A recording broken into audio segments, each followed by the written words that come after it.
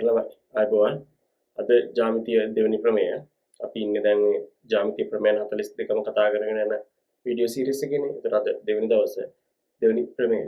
ඉතින් මීට කලින් මම ෆයිනල් මිෂන් කියලා ජ්‍යාමිතිය අරගෙන අනිත් ඔක්කොම රචන ප්‍රශ්න ටික O level paper එකක ගානක් ඇසුරෙන් තියරිය පාඩම පැහැදිලි කරන ගමන් සාකච්ඡා කරලා තියෙන්නේ. ඉතින් මේ වීඩියෝ සීරීස් එක බලන්න. අපි විභාගයට තව මාස දෙකකින් තියෙන්නේ. මාස දෙකක් වගේ පොඩි කාලයක් තියෙන්නේ. ඒතර මේ එතන ඉඳන් ජ්‍යාමිතිය ප්‍රමේයන් ටික යනවා. එතකොට සෙට් වෙලා ඉන්න ඉස්සරහට ප්‍රමේය 42ම කතා වෙනවා. හරි. පළවෙනි ප්‍රමේය බලන්න නැත්නම් ඒක බලලා ඉන්න. මොකද ප්‍රමේය 42 එකකට එකක් සම්බන්ධයි ධම්මවැල වගේ. මේ ධම්මවැලි පුරුකක් තමයි එක ප්‍රමේයක් කියන්නේ. එතකොට එක නැත්නම් දෙක බෑ. කතා කරනකොටත් තේරෙයි. මේ මෙන්න මේ ගාන එහෙම කතා කරනකොට තේරෙනවා. එක නැත්නම් දෙක බෑ කියන එක තේරෙනවා. එක නැත්නම් දෙක බෑ. දෙකයි නැත්නම් තුන බෑ. ඒ වගේ තමයි එක දිගට යන්නේ. එහෙනම් මැදින් දැන් කවුරු හරි මේ වීඩියෝ එක බලලා මැදින් ඇවිල්ලා තියෙනවා නම් එක බලන්න. සහ ඉස්සරහටත් දිගට මේවා බලන්න සබස්ක්‍රයිබ් කරලා තියාගන්න. එහෙනම් අපි යනවා අපේ දෙවෙනි ප්‍රමේයට.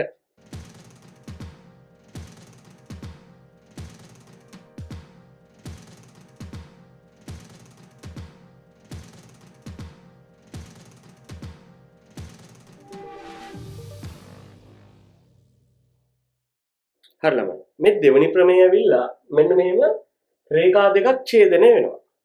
රේඛා දෙකක් ඡේදනය වෙනවා. රේඛා දෙකක් ඡේදනය වෙනවා නේ. මෙහෙම රේඛාවක් තියෙනවා. ආයෙ මෙහෙම රේඛාවක් තියෙනවා. ඒ දෙක ඡේදනය වෙනවා. කැපෙනවා කියන්නේ ඡේදනය වෙනවා කැපෙනවා කියන්නේ ඒක තමයි. එතකොට එහෙම රේඛා දෙකක් ඡේදනය වෙනකොට අපිට හම් වෙනවා කෝණ જાතියක්. ඒවට කියනවා අපි ප්‍රතිමුඛ කෝණ කියලා. ඒතරේ කෝණ වර්ගය නම තමයි ප්‍රතිමුඛ. ඔතන කන්සෙප්ට් එක ඇවිල්ලා සම්මුඛයි කියන එක. සමාන්තර ආශ්‍ර වල එහෙම සම්මුඛයි. සමාන්තර ආශ්‍රය ඉස්සරහින් ඉන්න පාද දෙන්න සමානයි සම්මුඛයි. දෙපැත්තෙන් ඉන්න පාද දෙන්න සමානයි සම්මුඛයි. කන්සෙප්ට් එක ඇවිල්ලා සම්මුඛ. ඒකට අදාළ කෝණ වර්ගය ඇවිල්ලා ප්‍රතිමුඛ කෝණ. ඉස්සරහින් ඉන්න දෙන්න සමානයි. මෙහෙම සමානයි. දැන් මට පේන්නේ ආයේ මාවමනේ ඉතින් මේ වීඩියෝ එකේ. ඔයගොල්ලෝ බලනකොට පේන්නේ ඕගොල්ලන්ට මාවයි මාව ඔයගොල්ලෝ පේන්නේ මට පේන්නේ ආයේ මාවම තමයි.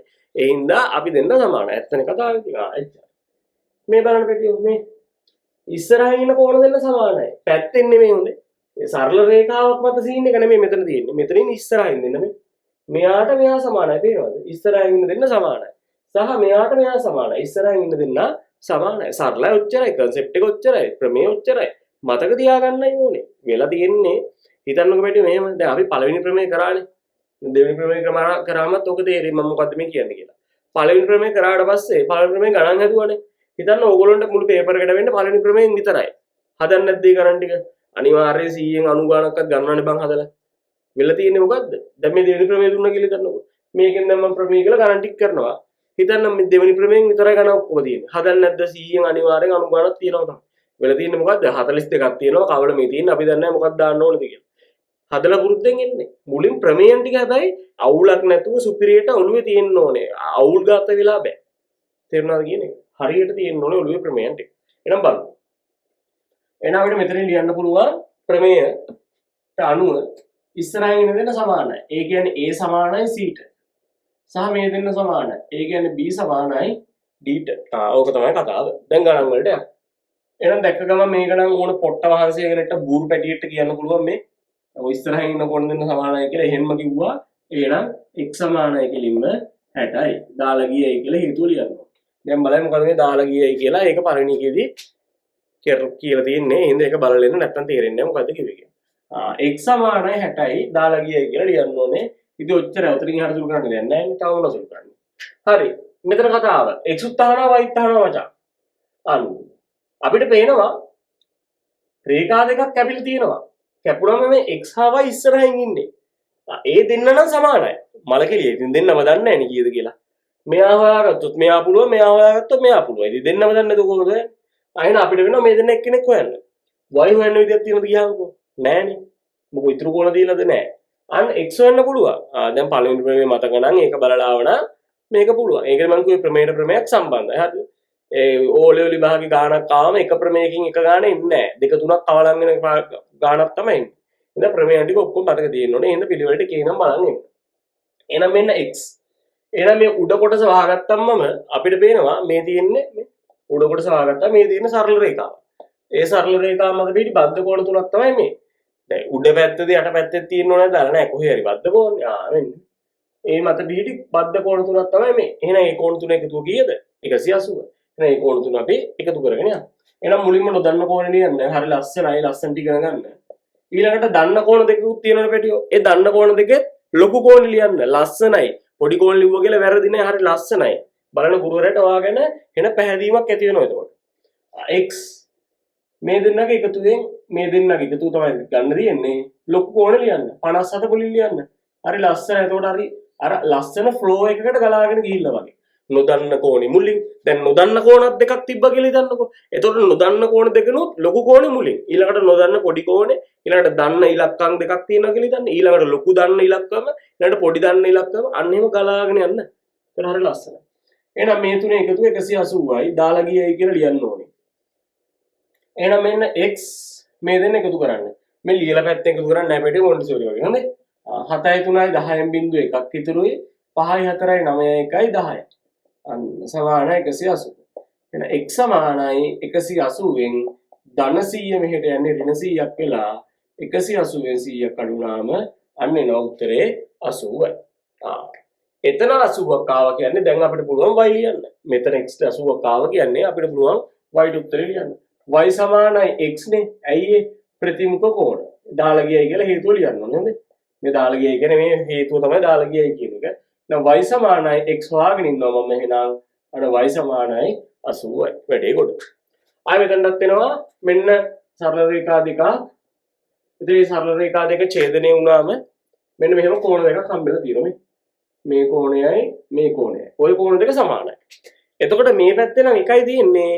මේ පැත්තේ සමාන කෝණය කැලි දෙකකට බෙදලා. හරි එහෙනම් දෙකෙම එකතු ගන්න ඕනේ. එක කැලලක් අරන් හරියන්නේ නැහැ මචං. තේරෙනවද කියන්නේ? මෙහෙමනේ තියෙන්නේ. එතකොට ඒ රේඛා දෙක අතර පිහිටි සම්පූර්ණ කෝණය ගන්න ඕනේ. සම්පූර්ණ කෝණය ගම එතකොට මේ දෙන්නගේ එකතු වෙන්නේ. එහෙනම් 100යි මේ දෙන්නයි සමානයි. 100 කියන්නේ ගෙදරින් 100 නේ මේ කෝණේ 100. එයා මෙයාට සමානයි. මෙයා කියන්නේ මේ දෙන්නගේ එකතුව. එහෙනම් x ධන 35ට. එහෙනම් x ධන 35 සමානයි අංශක 100යි දාලා ගියයි කියලා ලියන්න. එහෙනම් x සමානයි 100 ඉන්නවා ධන 35 මෙහෙට යන්නේ ඍණ 35ක් වෙනවා. මේවා ලියලා අඩු කරන්නේ නැහැ හිතින් අඩු කරන්න. 100න් 35ක් එකපාර බැරනම් මුලින් 100න් 30ක් අඩු කරන්න. මුලින් 100න් 30ක් අඩු කරන්න. 35ක් නේ අඩු කරන්න තියෙන්නේ. මුලින් 30ක් අඩු කරන්න. 100න් 30ක් කීයද මචං? 70යි. 70න් ආයේ 5ක් අඩු කරන්න. මොකද 35ක් නේ අඩු කරන්න තියෙන්නේ. එහෙනම් මම කරන්නේ මුලින් 30ක් අඩු කරනවා ඊට පස්සේ 5ක් අඩු කරනවා. මේ හිතින් හදන්න. මේක දැන් මේ හිතින් හදන්න කියන එකේ අරමුණ මේකේ උත්තරේ ගන්න එක නෙමෙයි. හිතින් ඕගොල්ලෝ හදලා තර්ක කරනවා කියන්නේ මතක ශක්තිය වැඩි වෙනවා. ගානට ලස්සනට ගණන් පුළුවන් වෙනවා. මොකද මතක ශක්තිය, තර්ක කිරීමේ ශක්තිය, හිතීමේ හැකියාවනේ ගණන් කියන්නේ. කටපාඩම් නැහැනේ. ඒ හින්දා මේ වගේ දේවල් හිතින් හදන්න. මුලදී අමාරු වෙයි. මුලදී වැරදි. හැබැයි හදන්න වැරදිලා හරියන දවසක් යනවා. ඊට පස්සේ දිගටම හරියනවා. ඒ මොහොත වෙනකන් අල්ලන් ඉන්න. හරි. 100න් 35ක් අඩු කරමු. 100න් 30ක් අඩු කරාම 70, 75ක් අඩු කරාම 65යි. අන්න ලස්සන උත්තර එනවා 65යි. very good. nice. මේ තියෙන්නේ මේත් ආයේ රේඛා දෙකක් කැපිලා ඡේදනය වෙලා එන ඉස්සරහින් ඉන්න කෝණ දෙක සමානයි. ඉතින් මේ දෙක සමාන වෙනකොට පැටිය දැන් ඔළුවේ තියෙන්න ඕනේ. ඒක මම කිව්වේ ෆ්ලෝ එකක් තියෙන්න ඕනේ, ප්ලෑන් එකක් තියෙන්න ඕනේ. මට B ට උත්තරේ ගන්න ඕනේ. දැන් මේ පැත්ත සමාන කරොත් දැන් මේ හිතන එක මම ලියලා පෙන්නනවා. මට ඕගොල්ලෝ හිතවන්න බෑනේ. ඒක මම ලියලා පෙන්නනවා. මේ පැත්තනේ B ධන 20 කියන එක 2B ට සමාන කරොත් පැටියෝ 20 මෙතන ඉතුරු වෙද්දී 2B මෙහෙ ඉද්දී මෙතන ලකුණක් නැහැ කියන්නේ ධනනේ. ධන B මෙහෙට යන්නේ ඍණ B වෙලානේ. 2B ගෙන් B අඩුනාම B සමානයි 20. ඊළඟ පේළියේදී අපි B සමානයි 20 කියලා දෙපැත්ත වාරු කරනවා. මෙහෙම කරන්න අර ප්ලෑන් එකක් ඔළුවේ නැති එක. ඔළුවේ ෆ්ලෝ එක නැති එක තමයි මෙහෙම හදන්නේ. වැරදි නෑ හරිද? මෙහෙම හදුවා කියලා ලකුණු අඩු වෙන්නේ නෑ. වැරදි නෑ හරි. හැබැයි ඊට වඩා හරි ලස්සනයි එකපාරවක අනිත් පැත්තම ලියුවා. අපිට තේරෙන්නේ ලොකු කෝණේ මෙයානේ. එහෙනම් එයා උත්තර කරගන්න. මොකද එයානේ හොයන්නේ. එහෙනම් 2B සමානයි මේ පැත්තේ B ධන 20. B ධන 20. දැන් මේවා කියනවා කියලා ඉතින් ඔය අනික් කට්ටිය ඉතින් අවුල් ගන්න එපා. ඉතින් මේ ඇත්තන් කියන්නේ ප්ලෑන් එකක් ඇතුව යන්න ඕනේ පැටිය. ෆ්ලෝ එකක් ඇතුව යන්න ඕනේ. ඒතකොට හරි ලස්සනයි දැක්කට පස්සේ. තේරෙනවද කියන්නේ හැමෝටම ප්‍රියමනාප ඒක. එහෙනම් මෙතන 2B ඉන්නවා. මේ B මෙහෙට එන්නේ ඍණ B වෙලා අර පැත්ත ඉතුරු වෙන්නේ 20. 2B ගෙන් B අඩු වුණාම B සමානයි 20. මේ හැම එකටම දාලා ගියයි කියලා හේතු ලියන්න ඕනේ. B සමානයි 20. ඉතින් ඔයාලම කොච්චර ෂෝයිද කියලා. පළවෙනි ප්‍රමේයත් ඉවරයි, දෙවෙනි ප්‍රමේයත් ඉවරයි. ලොක් කතා ලොකු සිනාමුකුත් කියන්නේ සෙට් වෙලා ඉන්න ඉස්සරහට ප්‍රමේයන් ටික ඔක්කොම දිගට එනවා.